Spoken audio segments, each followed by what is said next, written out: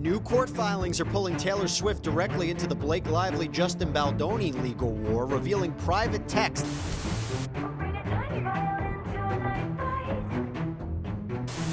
Taylor Swift never set foot on the set of this movie.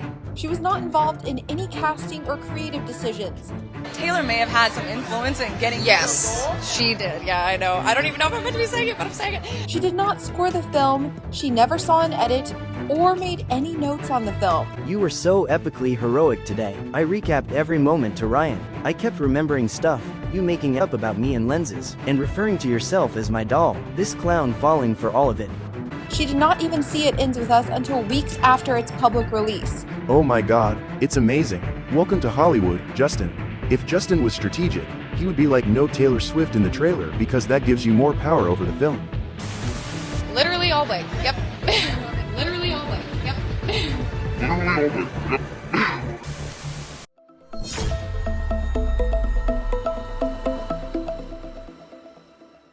Justin Baldoni, Blake Lively, and a storm of explosive text, this story has it all.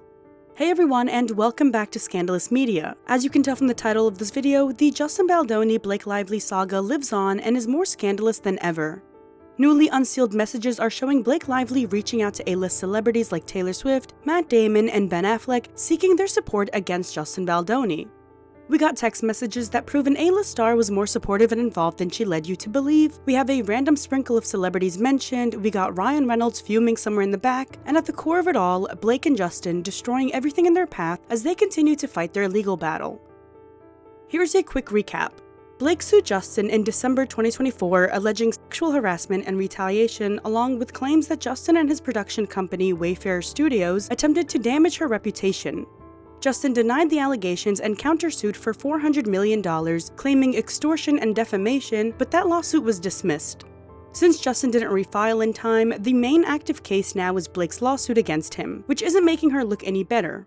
Okay, before we get into all the wildness with Blake and Justin's text, because honestly, who knew things could get this explosive, I need to tell you about something that's a little less dramatic, but just as rewarding, literally. It's called Cast Giraffe, and it's a free gaming loyalty rewards app from a German developer called Just Dice. The idea is super simple. You play mobile games you already love, and you actually get paid for it. Here's how it works. First, download and install Cast Giraffe for free. Seriously, it's zero fees, zero ads, and you don't even need a credit card. You just give permission for the app to track your game progress so you can cash out, but it never collects or shares your personal data. Next, pick your game and start earning. Cast Giraffe has all the top free games, and some give higher rewards than others. You just play, level up, and your gems start stacking automatically. The best part? You can cash out starting at just 30 cents. Then redeem your rewards however you want. PayPal, Amazon gift cards, top brand coupons, whatever works for you. All you need is an email address. I'm playing Disney Solitaire and I just completed Scene 3, but I'm saving my cash out prize for an even bigger reward since I'm already on level 64. Gamers love it because it's completely free, trusted payouts total over $10 million a year, there are daily and weekend bonus events, and it's a fun way to discover trending new games while actually getting rewarded for your time. I downloaded it myself, tried it out, and it's super smooth. Honestly, if you love playing a fun game or you just want a way to make a little extra cash while scrolling your phone, this is the easiest way to do it. So go ahead, download Cast Giraffe using my link or my QR codes on the screen in the description, and you can get up to 3,999 gems as a welcome bonus to start earning right away. This bonus is only available for new users of each game, so play your favorite games, rack up those rewards, and unlike the text we just saw, this type of hustle won't give you anxiety, just rewards. Before we dive in, don't forget to give this video a like and subscribe for more. You can also catch our full coverage of the Baldoni-Lively saga on YouTube, Apple Podcasts, and Spotify. And now, let's get into it. Taylor Swift's involvement. The story we were fed back in 2024 and 2025 when Blake was being cancelled was that Taylor Swift was in no circumstances involved in It Ends With Us. In fact, her team stated directly, Taylor Swift never set foot on the set of this movie, she was not involved in any casting or creative decisions, she did not score the film, she never saw an edit or made any notes on the film. She did not even see It Ends With Us until weeks after its public release and was traveling around the globe during 2023 and 2024, headlining the biggest tour in history. There is quite a bit of emphasis there that Taylor was not involved, and while we all read that quote and were slightly suspicious of Taylor, nobody placed blame on her, and the general public kept their focus on Blake and Justin's own wrongdoings. during the filming of It Ends With Us, there was a critical meeting at Blake and Ryan's New York City penthouse with Justin to discuss a scene that Blake had rewritten for the film. Justin had said in his lawsuit that the meeting got super heated and he felt ambushed because Ryan and Taylor showed up without any prior announcement from Blake. According to Justin, Ryan greeted him and launched into enthusiastic praise for Lively's version of the scene. Justin also said that Taylor walked in there intentionally, boasting about Blake's revisions of the script and leaving him pressure to do what Blake wanted. He even texted her later that day saying, "I really love what you did, makes it so much more fun and interesting, and I would have felt that way without Ryan and Taylor." To which Blake responded by talking about how Taylor and Ryan are her protective dragons, which we will get to in a bit. To Justin, he felt like it was a planned ambush. Two people who have nothing to do with directing the movie are showing up unannounced to tell him what great work Blake has done. According to Taylor's team, it wasn't a planned ambush, but rather a surprise to both Taylor and Justin. Taylor came to Blake's apartment at the time Blake told her to, not knowing anyone else would be there. The source continued saying that as Justin was about to leave, Taylor walked in and was introduced to him for the first and only time. According to Taylor's team, all Taylor said to Justin was how excited she was to see the movie because he was her friend's boss. Taylor's team continued with the narrative that Taylor had no idea anything was going on, saying, "Taylor believes Blake timed her meeting with Justin so Taylor would arrive before he left and is baffled by Blake later characterizing her as her dragon." For those who need a refresher, Justin's team released messages in which Blake refers to Taylor as her dragon. These texts were made public by Justin's team, showing how Blake used Taylor and Ryan as Hollywood heavyweights to try and intimidate Justin and gain more control of the film. Blake says, "If you ever get around to watching Game of Thrones, you'll appreciate that I'm Khaleesi, and like her, I happen to have a few dragons, for better or worse, but usually for better. Because my dragons also protect those I fight for. So really, we all benefit from those gorgeous monsters of mine. You will too, I can promise you." On the surface, Blake's text sounds playful, even complimentary, but there's a subtle threat hidden between the lines. By invoking her dragons as protective forces and hinting that Justin will benefit from them, she subtly establishes power and control, implying consequences if he doesn't align with her. An understated threat wrapped in flattery. And based on how events played out, Justin did face the consequences of not following along with everything Blake demanded. Because of the obvious power play, Taylor's team was quick to throw Blake under the bus, saying that Taylor is nobody's dragon, she doesn't do the bidding for her friends, and in fact, Taylor feels manipulated by Blake for using her. Sure, Jan. People were quick to sympathize with Taylor, saying that Blake must have timed the interaction without both Justin and Taylor's knowledge to ambush both of them. As if it would be so hard to believe a powerful A-lister would not use her power to help her friend gain what she wanted. The 2026 messages show that Taylor was not just praising Blake's work, but clearly taking her side in the fight to dominate the movie. Here's what the new documents reveal about how everything unfolded. Blake sent a text to Taylor asking her to endorse her revised movie script, saying, "If you get here with this doofus director of my movie who is still here, I'll be ushering him out but hope he's still here, can you do me a huge favor? I need help with him. Can you tell him you're excited for the movie, that you read the book, but what you're freaking out over is the pages I sent you? What a magnetic scene that is. I'll send you the scene. You don't have to read, of course. He's a clown and thinks he's a writer now and got this rewrite and told me he appreciates my passion. That's it." So having the greatest living storyteller unknowingly echo to him how much you love what we're doing, giving him credit as if he wrote them with me, will go such a long way. You don't have to read, of course. It's funny to think that Blake wanted Taylor to endorse the revisions of a blockbuster without even needing to read them. Regarding the passion comment, Blake spun the truth to fit her narrative because Justin was hesitant to have Blake rewrite scenes, rightfully so since it wasn't her job, but yet to offer her a chance, he told her he'll join the scenes together. A few days after, when referring to the revisions of the script, Blake had explained to Justin in a text that she told Ryan and Taylor what he said to her. "I told them that you laughed a lot and said it's probably a blend, but you appreciate my passion so much," which of course didn't feel great, for me or them, to have my passion be praised instead of any specific contribution. It's almost as if she's guilt-tripping him because she wants to play director. She didn't want to combine his version with hers, she only wanted her version out. His suggestion to blend the scripts seems like a compromise, an attempt to take her seriously. Yet here she is, quickly texting Taylor on the side that all he said was that he appreciated her passion, saying, "That's it." Blake explained in her deposition, "I sent Taylor the script on her way to my apartment because Justin was still there and I asked her to read them. I told her she didn't have to, I didn't want her to feel pressure to do that, but I hoped she would." Regardless, Taylor replied, "I'll do anything for you." While Taylor claims she had no idea a meeting was taking place when she ran into Justin, released texts show Blake praising her for her actions during the penthouse meeting and for endorsing the revisions in front of Justin. Blake wrote, "You were so epically heroic today. I recapped every moment to Ryan. I kept remembering stuff. You making shit up about me and lenses, and referring to yourself as my doll." And then referring to Justin, Blake wrote, "This clown falling for all of it, but also resisting it. You were the world's absolute greatest friend." Taylor tells Blake, "I won the lottery. You were the coolest person in the world, and you like me." Blake then goes on a random rant about what pissed her off the most is when Justin told Taylor he didn't know anything about pop culture, and how this is his way of being misogynistic because if Steven Spielberg was in the room, he wouldn't say, "I don't know much about your work." It's just a huge rant about how Taylor is the greatest artist in the world and the most awarded, and how dare Justin try to seem different so he can feel cool. Blake tells Taylor, "You deserve to be studied. You are a human masterclass." Blake sends Taylor the trailer and is asking for her thoughts. Mind you, this is the same person who had her team say she never saw anything of this movie besides when it came out weeks later.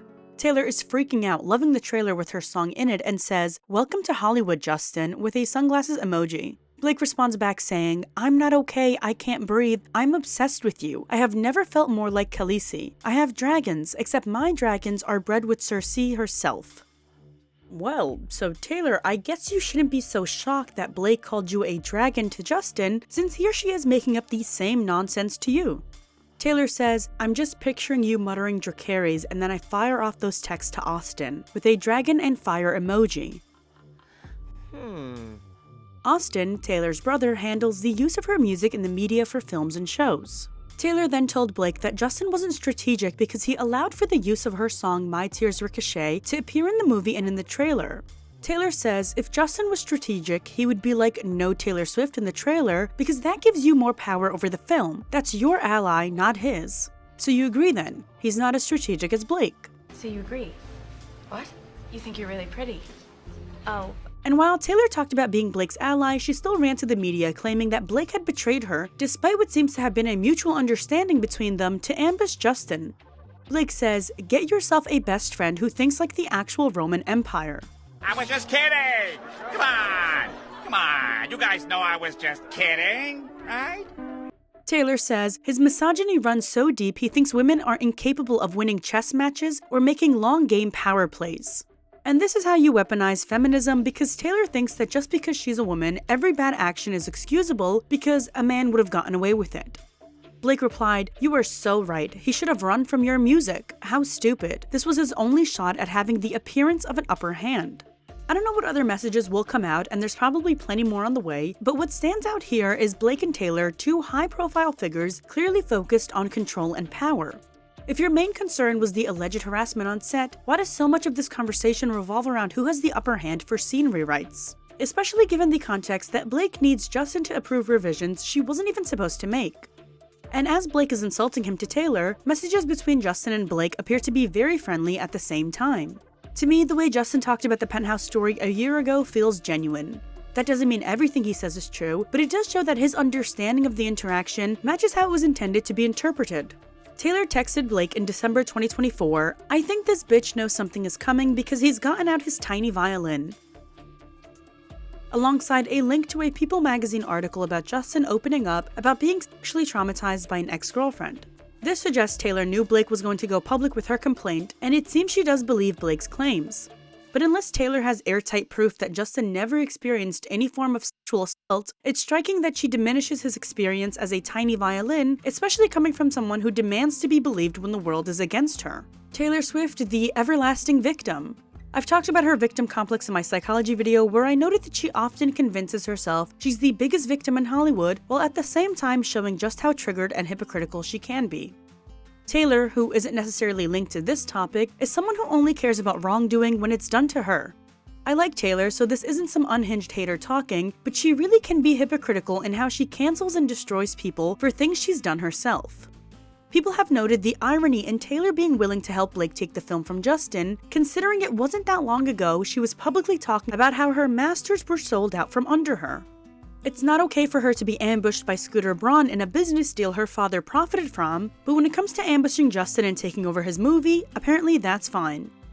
Also, it's important to note that Blake was not credited as a director. She was credited as an executive producer, a credit most major stars get anyway, and while she could have added her input, her going out of her way to be the director was wrong.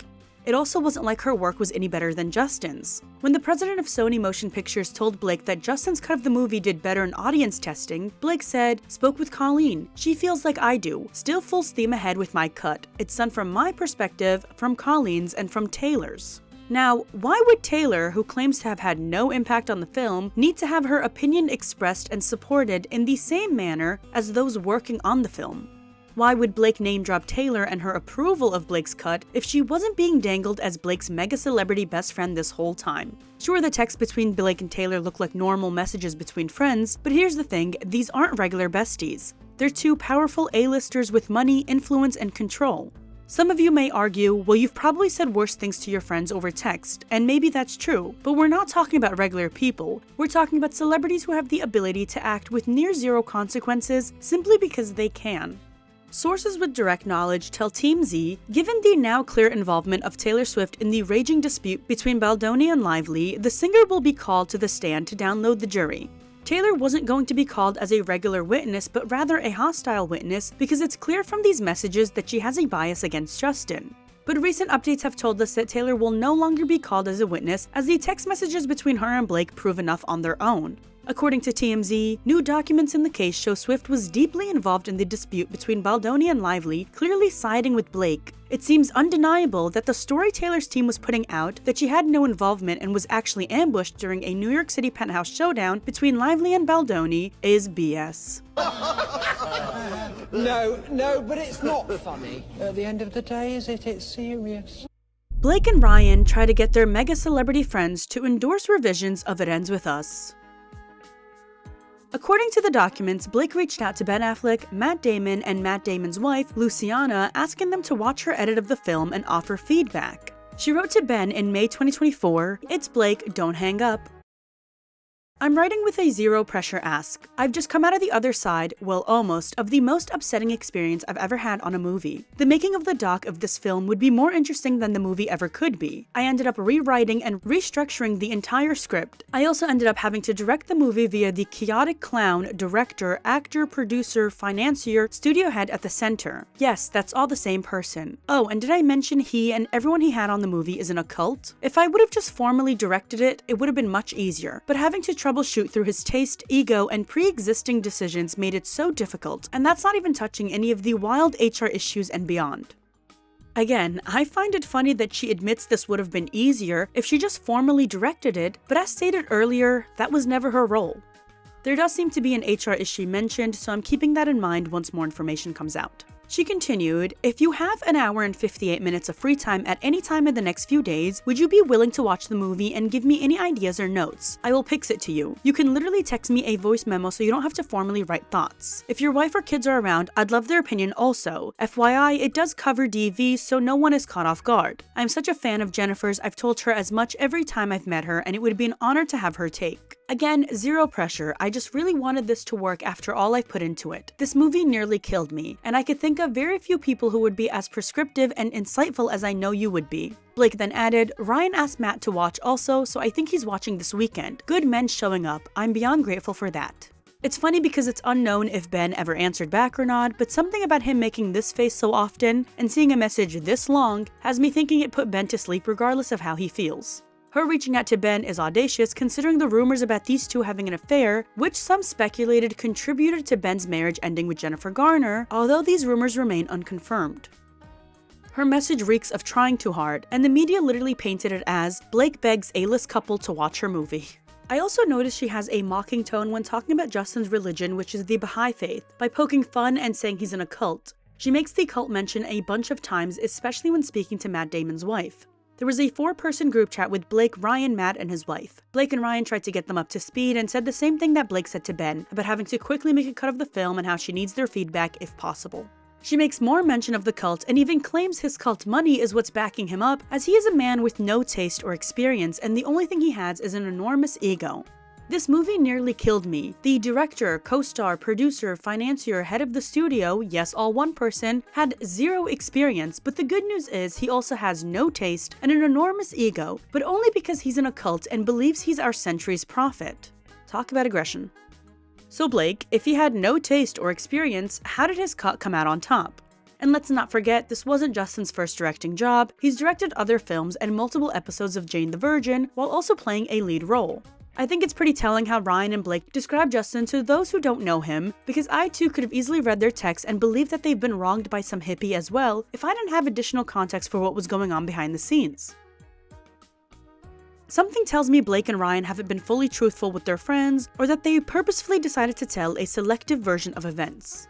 Reading Blake and Ryan's text looks like reading a page ripped out of a book without additional context. These texts only highlight Blake's point of view. By the time she wrote these messages, so many issues had already escalated between them that she likely wasn't even considering Justin's perspective or recalling events in a completely accurate way.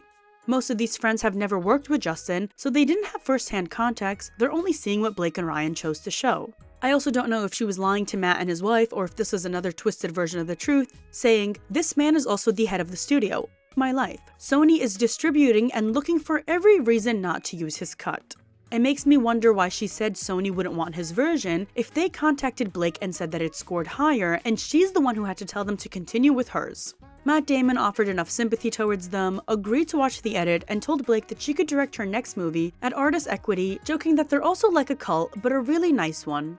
Blake repeated to both Ben and Matt that she rewrote the script, directed every actor, which sort of coincides with Justin's version of events when he said that she tried to take control over everything with the help of Ryan. What seems to be another twist in the truth is Blake saying to them, "What I didn't anticipate was having to do everything in this movie. But according to multiple documents, you tried your hardest to have a bigger role in this movie beyond acting and producing." Blake says, "I told him on day one, after so much shit had already gone down, I don't need anything from you. I don't need you to guide me or to make me feel good. I've got me. I just need you to not make me feel like shit. That's it, I've got the rest." Again, we don't know the full story, and we can't assume Justin is completely innocent, but it's hard to ignore how Blake and Ryan are framing this narrative in a way that doesn't fully match the facts presented now. From what's been reported, Blake and Justin actually got along very well at the start of filming. There are even rumors that Blake developed feelings and either Ryan intervened or Justin, being married, didn't reciprocate.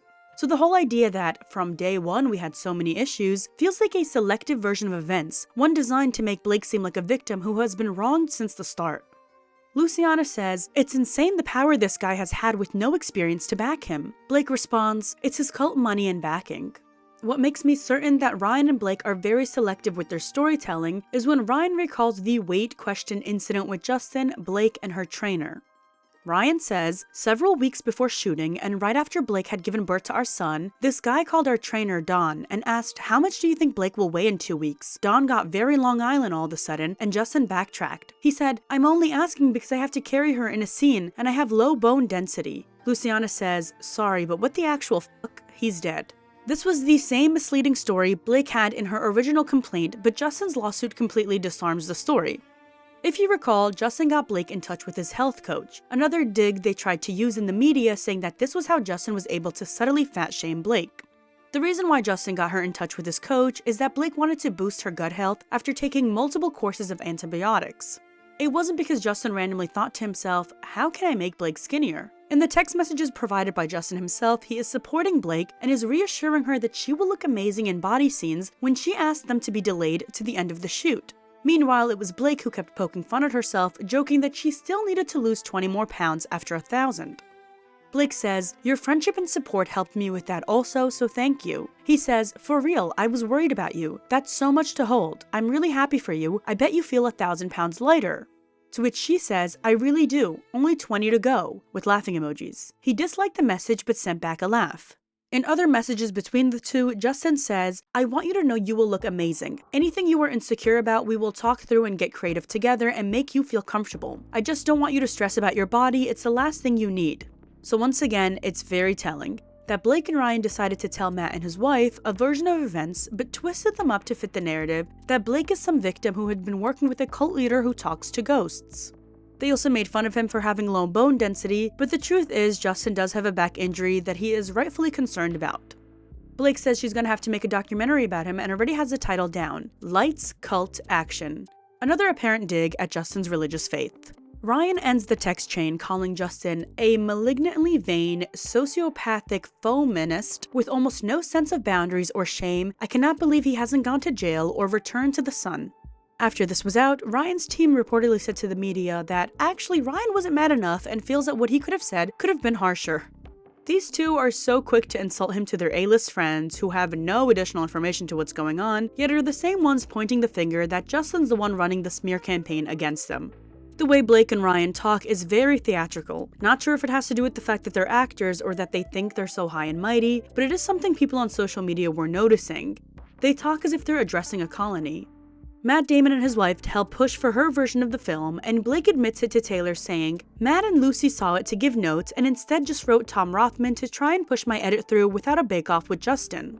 They even dragged Bradley Cooper into this mess, with Blake saying he watched it twice and made her feel so good about the cut. "He has been an absolute fucking hero. He has made me feel so good about the cut." To which Taylor replied, "No one should ever get into a war of wills with you." What a wild sentence coming from the very same person who pretended Blake blindsided her by her manipulative side showing. This text exchange looks like when two powerful people get away with doing something because they are powerful. That's exactly what happened, because all of these actors rushed to tell Sony to proceed with Blake's version. I don't blame their friends for supporting them because they didn't know what was going on behind the scenes. Plus, you have both Blake and Ryan finding new ways to degrade Justin every day, so I too would have believed them if I didn't have additional context. But it's funny to see that in Justin's lawsuit, he did say Blake and Ryan used their powerful status and friends to steamroll the entire thing. And it was just back in March 2025 when we were getting headlines of Blake and Ryan trying to protect the identity of their famous friends who are getting dragged into this. I'm not saying the entire cast isn't toxic and both sides don't have their own version of events, but what I am seeing so far is proof of the claims Justin's lawsuit had. It's ironic how they went from Blake needing his permission to approve revisions and him saying he'll blend both together, to Blake and Ryan chasing down A-list friends to approve her final cut of the movie. Blake and Taylor makeup. In the midst of everyone sympathizing with Taylor, claiming Blake blindsided her, there seems to have been some truth that there was distance between the two, but it had nothing to do with Blake possibly lying about Justin or using Taylor's name to take over the movie. Blake and Taylor were distant, but it wasn't because of Taylor's morals kicking in. On December 4th, 2024, Blake texted Taylor, "Hey, just checking in. I have no reason to ask, but I don't know. I've been feeling like I should. Is everything okay? I felt like a bad friend lately because I was such a sad sack who only talked about my own shit for months. You were generous to not only be the key person there for me during all of it, but also to let me off the hook for being so in it. But I still have a feeling something may not be right. I told Ryan, he said just to ask you, but I felt so stupid and like it sounded needy and awkward for everyone, especially because I can't explain why I have this feeling. And you know I have toxic masculinity, so I can't be needy. But also I do want to know everything is good, so I'm asking. I always want the opportunity to be a better friend if there's something I unintentionally did. I know how busy and taxed you are, physically, emotionally, practically, so I don't expect any more from you ever. Just wanted to make sure all is good." Taylor responded saying, "No, you're not wrong, but it's also not a big deal. I think I'm just exhausted in every avenue of my life, and in recent months have been feeling a little bit of a shift in the way you talk to me. Yes, there has been a lot of the Justin stuff, but I've been through things like this before, and I know how all-consuming it is. It's more like, and I feel really bad saying anything about this because your texts have been so nice in their intent, but your last few, it's felt like I was reading a mass corporate email sent to 200 employees. You said the word we like 18 times, and it feels awful to be in any way critical of any way you process what you've been going through, but I just kinda miss my funny, dark, normally speaking friend who talks to me as herself, not like a plural unit. When it's a group I'm hearing from, I feel distance from you even more than we are geographically. And I know you feel attacked from all sides for ridiculous reasons, so you're feeling like you have to overly explain things or be overly nice or whatever, but it's me. That just caused a little distance. And you don't need to apologize, just come back, please." Blake responds saying, "Dear valued customer, thank you for your feedback. We at headquarters are reviewing your concerns and will get back to you in a timely manner. For real though, you're right. I literally deleted the awful thing I was going to end that bit with because I've become digitally paranoid. I don't know if you experienced that with phone calls after what happened to you, but after the thousands of text messages that weren't meant for me that I've been reading, I've internalized that everything digital may be public. I say that knowing it's irrational, but my brain can't expect rational there. So yeah, I've been texting like I'm writing, not like me talking. I didn't realize that until you pointed out, but I see it. On top of that, I'm overpacking simple things because I felt so deeply misunderstood that I don't trust my judgment of myself anymore. That sounds over the top, but it's true. This fucking guy and what he did to me gave me an identity crisis. The thing that spooked me most in all of this though wasn't the bad guys being bad guys, it was the good guys, my lifelong friends, allies to women who quietly dipped, and so I'm probably being over the top with my friends who stayed because I've never felt more alone. The track is very violent heavy, I hate it. That guy and his whole gaggle of supervillains." This is where we get Taylor texting Blake about Justin knowing something is coming up, with both of them agreeing that he's clever about covering up his abuse. Their text exchange gives additional context of what both of them believed had happened on set and their overall viewpoint of Justin.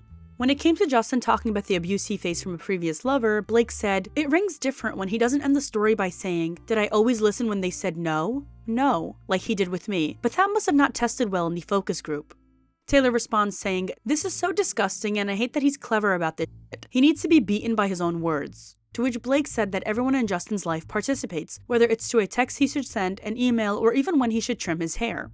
Blake says, "I actually think it's important he's honored. And to all the people honoring him and not taking a moment to question, no one talks to him, no one will say his name, no one follows him, yet they are all close with each other. Maybe it was him? Nah, it was the women because they wore flowers. That's how you know." Taylor says, "Jesus Christ, is everything still on track?" Blake says, "Oh yes, a week later though, but worth the wait." Taylor says, "Okay, that's perfect. His own words, that's gonna be powerful." Blake says, "That's what's wild about the entire thing, everything is in their own words." Taylor responds, "It's the only way to beat liars and hypocrites." Blake said, "Can you imagine feeling as confident as these predators that you're going to always get away with it? Him accepting an award as an ally for women, and Scooter going about the world with his head held high as he co-owns and funds a crisis PR company that silences women." Not Blake trying to get Taylor brownie points by mentioning Scooter in the same sentence as Justin. Taylor says, "It's like a horror film no one knows is taking place." Blake says, "Oh, but they will. It's the only thing that can come out of this, the good that protects other women from this happening to them. Meanwhile, I walk around feeling death sentence guilty and apologetic for being sarcastic and liking a theme party." It wasn't necessarily a theme party. I mean, you were promoting your hair care line and alcohol line during press for a movie that deals with DV. By December 21, 2024, Blake's complaint against Justin was out and Justin was dropped by his talent agency. Taylor sent the link to Blake saying, "You won, you did it." Taylor said, "And you fucking helped so many people who won't have to go through this ever again." Taylor continued celebrating, saying, "Never has a cancellation been reversed so fast. You guys don't understand how rare this is, to have proof and to take the perfect steps to bring that truth into the light." On the outside, Taylor's team was telling Page Six that Taylor felt used by Blake through her drama with Justin. Although Blake tells Taylor in the messages that she's been a key person supporting her through the whole thing. Taylor's reps also say that their friendship was beyond repair. She will forever be furious at how Blake quite clearly was using her for clout and leverage in her dealings with Justin. She really hates that Blake would even think like that, let alone write the things she did in that text. Hypocritical Tay at it again, because now we have messages of her laughing along with Blake calling her a dragon. By October 2025, sources told the media that Taylor and Blake had no contact since the dispute began in the winter of 2024. Although I can see why Taylor felt trapped. She had to choose between standing by her friend and facing massive cancellation, which is her biggest fear on earth, or tossing her friend under the bus to protect herself and deal with the consequences later. Still, it makes you wonder what Blake thinks after confiding with Taylor that her biggest hurt wasn't the bad guys being bad guys, but rather her allies dipping publicly and privately just for Taylor to do the exact same thing a few months later. Taylor's team could have continued defending Taylor, saying that she wasn't involved and this is a big misunderstanding on the public's part, but nope, they decided to dig the knife deeper in Blake's back, calling her manipulative, saying that Taylor is done with her, she feels so blindsided, they have no contact with each other, and she can't believe she would act like that. Taylor was right though. This whole thing, including her involvement, is like a horror film no one knows is taking place. I guess things between them seemed to be fine until Justin's lawsuit came out. Not to play devil's advocate for Taylor Swift, but maybe she genuinely believed Blake was a victim of all of this, and the distance from their friendship wasn't because Blake leveraged Taylor's name, it was because she fed her a story that wasn't fully true. We can clearly tell she was on board to help a friend, but it was the deceit that came around it. Who knows how honest Blake was to Taylor? When I first read Blake's complaint, I was like, wow, okay, she was truly wronged and nobody knew. And then Justin's lawsuit came out and he bulldozed everything she said with actual proof. I guess we won't ever know, but what we do know now is that Taylor had no issue in helping Blake take over the film. I guess at the time, she just didn't realize that Blake didn't have any business trying to take it over. Taylor currently feels violated because her private texts have been exposed to the media, and I could bet this is giving her the same PTSD from the phone call with Kanye back in 2016, where she was once again selective with the truth to fit her narrative, mind you.